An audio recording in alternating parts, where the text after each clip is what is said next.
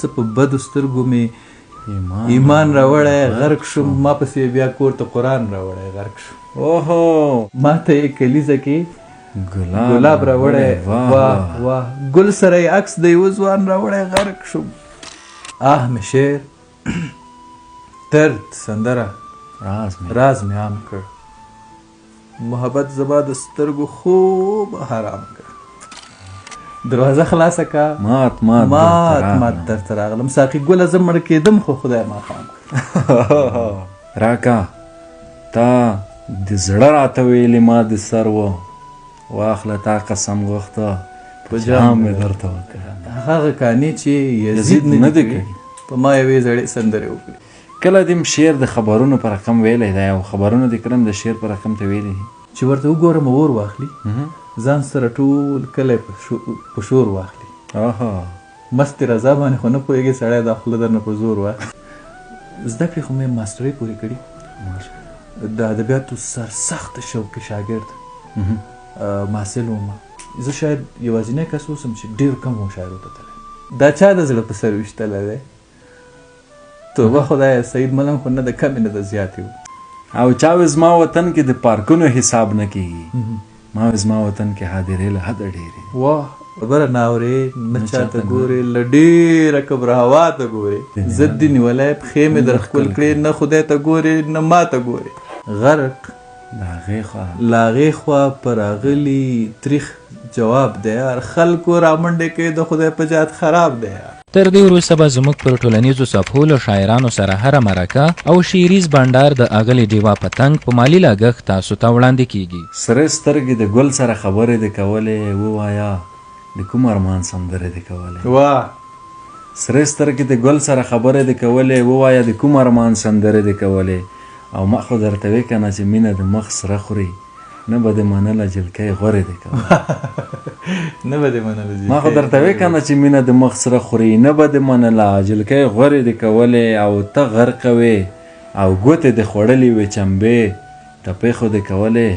خو ژورې دې کولې او مخ ته ورته کېږدی د کاروان پستې غزلې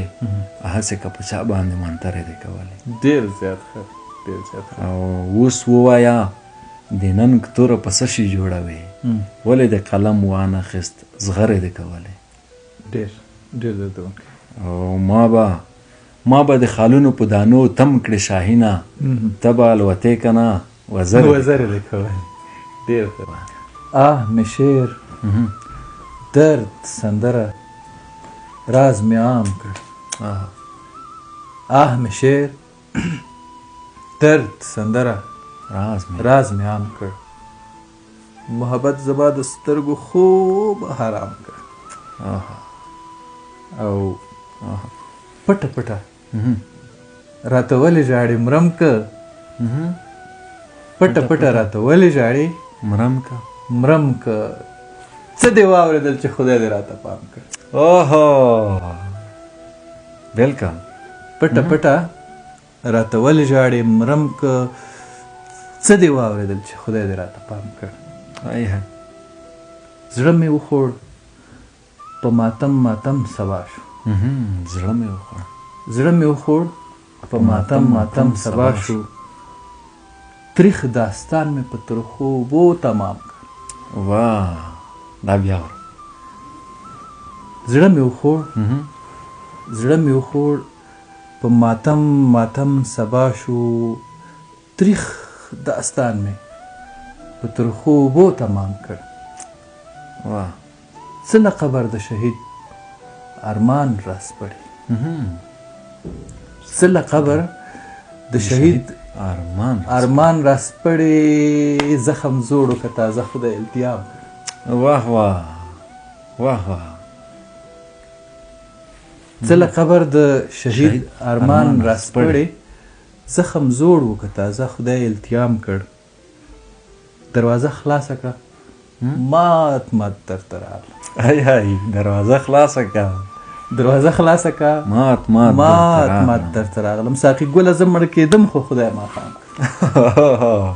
واه دروازه خلاصه کړه مات درته راغلم ساقي ګله مړ کېدم خو خدای ماښام کړ سیده که زړه مې در کړ تا گزار سیده که زړه مې در کړ تا گزار کړ هیڅ دې ونه کړ زموږ باور دې خام واه واه هیڅ دې ونه کړ زموږ باور دې خام کړ واه شینواره صاحب ستا یو غزل دی چې کوشش کوم چې ستا په رقم ته ویم خو ستا په رقم ویل بیا ډېر مشکل دي زه کوشش کوم چې وایم سترګې دې سره کړي دي چې پام مې درته وکړ یو وړکې تا واورېده سلام مې درته وکړ سترګې دې سره کړي دي چې پام مې درته وکړ یو وړکې تا واورېده سلام مې درته وکړ اخ ته مې اوبه کړې خوند مې درنه واخیست سات مې درته وکړ مګر خام مې درته وکړ او راکا تا د زړه راته ویلې ما د سر و واخله تا قسم غوښته په جام مې درته وکړ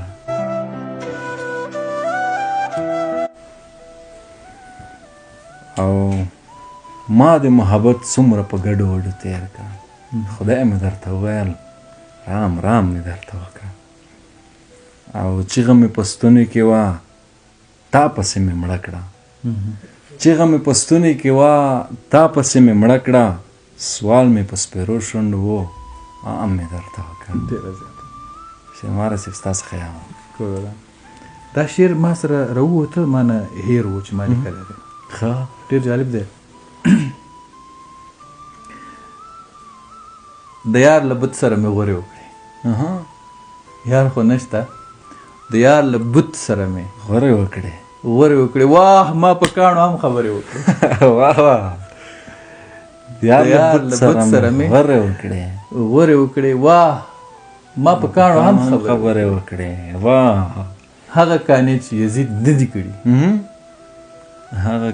هغه کانې چې یزید نه دي کړي په ما یوې زړې سندرې وکړي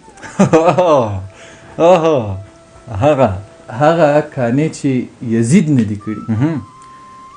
په ما یوې زړې سندرې وکړي مینې په ما د هما سیوری وکړ مینې په ما د هما سیوری وکړ ما محبت سره وزرې وکړي واه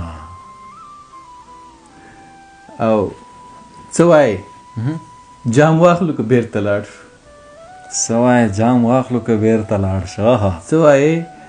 جام واخلو که بیرته لاړ شو څه اشارې خو د کافرې وکړې اوهو ډېر ښه دا بیا ورو څه وایې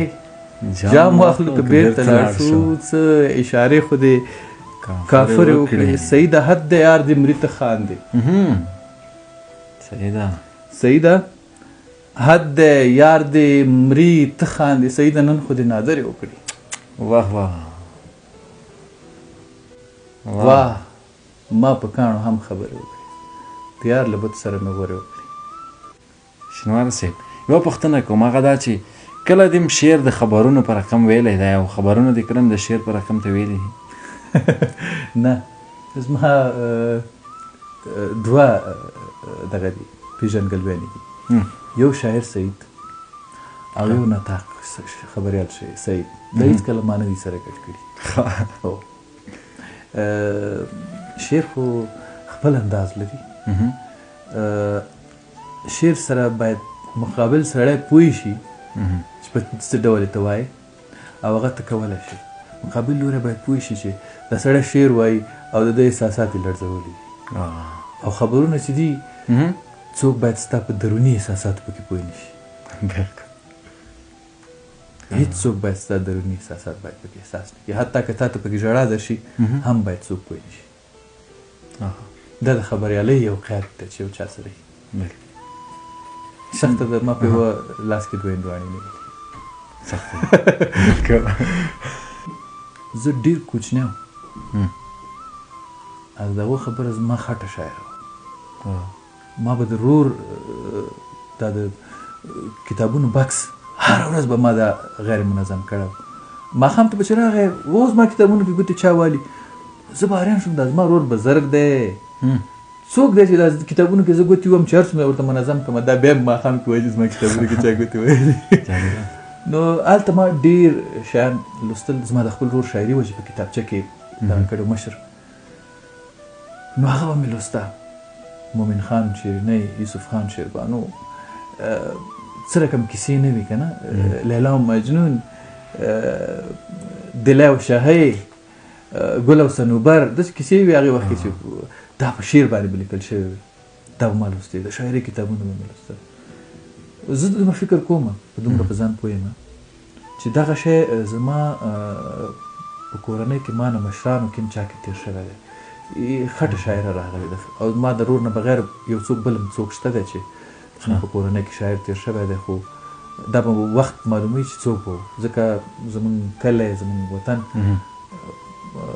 بمبارونو خراب که بیا وروسته چا راته ونه ویل چې څوک شاعر و یا نه و زمونږ په نیکهګانیو کې خو زه فکر کوم دا خټې تاثیر دی شعرونه به دې څومره لیکلي وي تعداد یې درته معلوم دی نه ما د وړکتوب شاعري ډېره جالبه وه او دا زما پلار ته دې خدای ډېر ژوند ورکړي چې هغه زه ډېر زړور کړم ما یعنې زه تا ته یو شعر وایم دا زما د وړکتوب دی چې ورته وګورم اور واخلي چې ورته وګورم اور واخلي دا زما د نهایت کوچنیتوب شعر دی یعنې په هغې وخت کې باید چا ته ما دا شعر ویلی یو دوه څپېړې باید کش کړی وی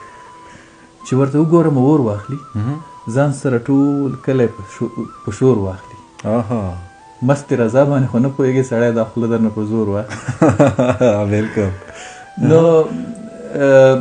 زما د وړکتوب شاعري زما پلار په کتابچه کې مې لیکله یو ملګری و قاضي و د شینوارو په قاضي باندې مشهور هغه ته یې وروستم چې دغه هلک ته شعري ټولګه چاپومه دا ډېر بل رقم شعرونه لیکي نو هغه ورته ویل چې دا خو ما ته وایي بچو دا ته لیکې مالو بیا راته ویل دا ته لیکې ویل او ما ویل ما ته یې د شینوارو د یو شاعر نوم واخیستی وایي هغه نه ډېر تکړه دی نو هغه وخت کې ښه و چې هغه شعري ټولګه ما چاپ نه کړه کنې زما پلار ورپسې راپتیلی وه نو زما د وړکتوب یوه برخه شاعري ختمه ده نشته او هغه زه چاته ښکاره کوم هم نه ورکم ده ختمه ده او زه یو بل شي ډېر سخت شاعر کړم هغه زما په ژوند کې یو بدلون و چې زه نه غواړم چې هغې نه یادونه وکړم خو زما د 1990 کال نه وروسته شاعري هغې کې نو چې زه هرکده کې څه چاپ شوي دي زه پرې پښیمانه یم هغې ته زه شاعري وایم نور ډېر نه ورته وایم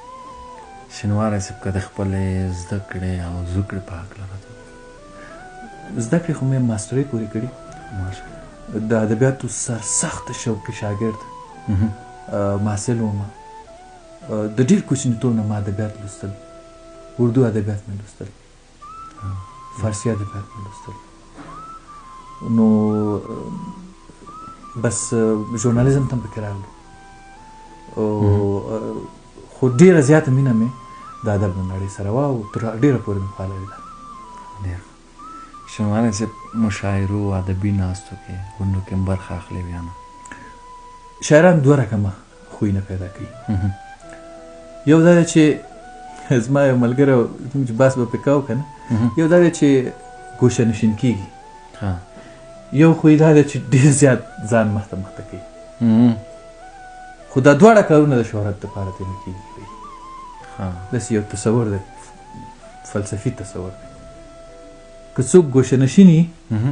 هغه ظالم هم په همدې ګوشه نشینۍ کې مشهورېږي فرانکی ډېر ګوشه نشین شاعر دی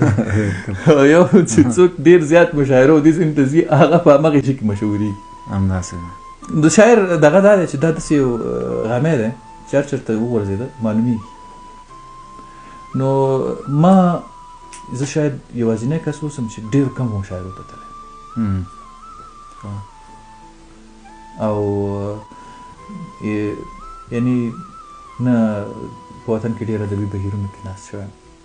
نه ډېرو مشاعرو ته تللی خو چې بیا تللی یم بیا ملګرو سره خامخا په خوند تللی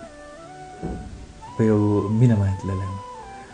زما د مشاعرې دپاره ډېر اوږد سفر دا دی چې ما یو وارې خوست ته د ملګرو په بلنه باندې سفر کړی او خاص مشاعرې ته تللی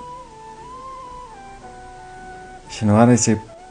خبرې د شعر خوږې دي او شعر دی بیا د خبرو خوږ دی نو شعر به درنه واورو دغه برخه کې یو غزل مې دی